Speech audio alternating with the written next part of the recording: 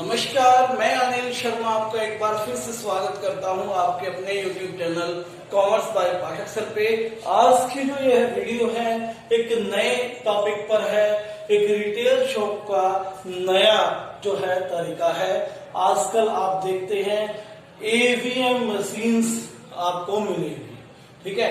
जो AVM का full form क्या है आपके सामने लिखा हुआ है, ऑटोमेटिक वेंडिंग मशीन, ठीक है। एग्जाम्पल देते हैं, आपके पास वेटिंग मशीन होती है रेलवे स्टेशन, बस स्टैंड, आपने अक्सर देखा होगा जहां पर आप एक कॉइन डालते हो, सिक्का डालते हो और आपका वेट करके वो मशीन एक स्लिप आपको दे देती है।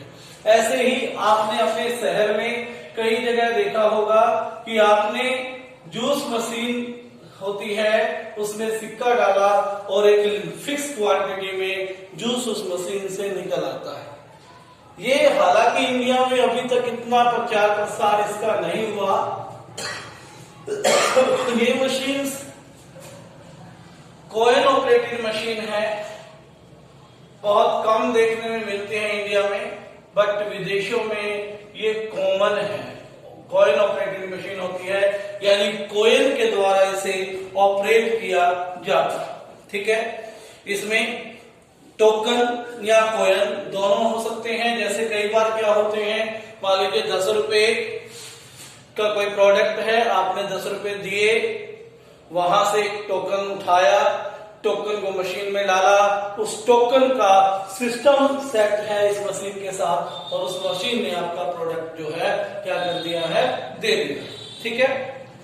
वेंडिंग मशीन जो है ये ज्यादातर प्री पैक्ड, पहले से पैक्ड चीजें, लिक्विड प्रोडक्ट्स, ठीक है, इत्यादि देने में आपको क्या करती है, हेल्प करती है, ठीक है। इसमें हर तरह की चीजें नहीं रिटेल की जा सकती, फिक्स चीजें हैं जो पहले से पैक्ड हैं। लिक्विड चीजें जैसे cold drink, juice etcetera etcetera, ठीक है। कई प्रकार की सर्विस, जैसे मैंने अभी वेटिंग मशीन की बात की, एटसेट्रा जो है यहाँ पर होती है, ठीक है। ये बहुत सुटेबल है। यहाँ इसे सिर्फ आपको क्या करना है, एक कन्वीनियंट सुविधाजनक लोकेशन पर रखना है। जैसे कि आपने देखा है पहले बस स्टैंड और रेलवे स्टेशन, ये दोनों जगह मशीनें होती थी, क्योंकि ज्यादातर लोग उसको देखते थे और उसके सिस्टम को देखकर अट्रैक्ट होकर वहां पर वेटिंग करते थे, ठीक है बात। इसमें हम देखेंगे एग्जाम्पल्स की बात करें, दो मैंने दे दी है। ATM मशीन्स भी आपकी एक AVM मशीन का पार्ट है। आप कार्ड उसमें डालते हो और मनी निकाल लेते हो, ठीक है। मदर डेयरी जो है आजकल वो भी बड़े शहरों में इस वेंडिंग मशीन का काम यूज में ले रही है। वहां भी टोकन डालने पर आपको डेयरी प्रोडक्ट्स जो है मिल जाते हैं, ठीक है। इसके अलावा हम बात करें मेरिट्स क्या है, फायदे क्या है मेरिट्स ऑफ AVM। सबसे बड़ी मेरिट ये है कि 24x7x365, कहने का मतलब 24 घंटे 7 दिन 365 दिन आपके लिए मशीन काम कर सकती है। यानी कि आपको रात को भी ये दुकान का काम करेगी और दिन में, ठीक है। यहां पर नो नीड ऑफ सेल्समैन, किसी भी तरह की सेल्समैन की जरूरत नहीं है। ये मशीन खुद सेल्समैन है, पैसे लेगी और दे देगी, ठीक है। इसके अलावा हम बात करें कि वेंडिंग मशीन जो है क्विक सर्विस प्रोवाइड करती है, किसी तरह की वेटिंग नहीं होती, तुरंत टोकन गया और आपको सर्विस दे दी। आपको किसी भी तरह का क्या करने की जरूरत नहीं है, वेट करने की जरूरत नहीं है। इसके अलावा हम कह रहे हैं कि कस्टमर यहां पर ज्यादा सेटिस्फाइड रहता है, क्वालिटी और क्वांटिटी दोनों में, क्योंकि मशीन फिटेड क्वालिटी और क्वांटिटी होती है और कस्टमर यहां पर मोर सेटिस्फाइड रहेगा, ठीक है बात। उसके बाद हम बात करेंगे इसकी डीमेरिट्स क्या है, इसके अवगुण क्या है, इसके लॉसेस क्या है, क्या कोई इसका लॉस है भी या नहीं, है ना। ऐसा तो है ही नहीं कि हम कोई चीज की भी कमी ना निकाल सके, तो मेरिट्स के साथ साथ डीमेरिट्स भी हैं। तो डीमेरिट्स ऑफ एवीएम जो है वो हम कर रहे हैं, demerits of AVM, demerits of AVM automatic vending machine की डीमेरिट्स में सबसे पहले हम कहेंगे कॉस्ट जो है, cost of installing AVM machine is quite high.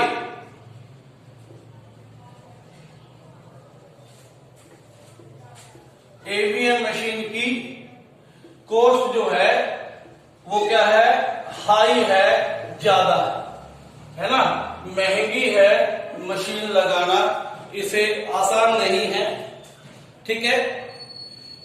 और मशीन को रेगुलर रिपेयर और मेंटेनेंस की जरूरत पड़ेगी। ऐसा नहीं है लगा दिया और काम चलता रहा, रेगुलर उसे रिपेयर और मेंटेनेंस और उस पे प्रोडक्ट फिल करना, ये सारी चीजें की जरूरत पड़ेगी, ठीक है। कस्टमर जो है, कस्टमर भी अनसेटिस्फाइड रहता है क्योंकि कस्टमर जो है can not check the product before